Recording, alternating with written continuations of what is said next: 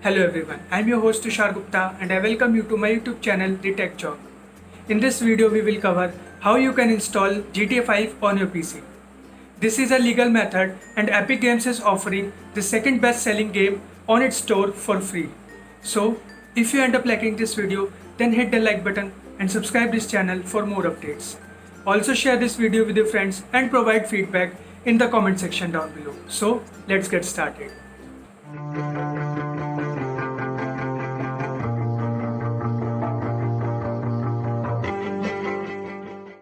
GTA is one of the most iconic video game franchise which is available for free on Epic Games Store.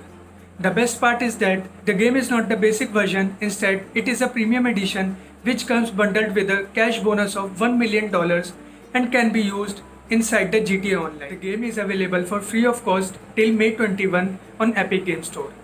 However, the game has continuously been crashing because most of the users are trying to purchase this game. Now, the issue has been resolved according to the Epic Games. Let's see how to install this game.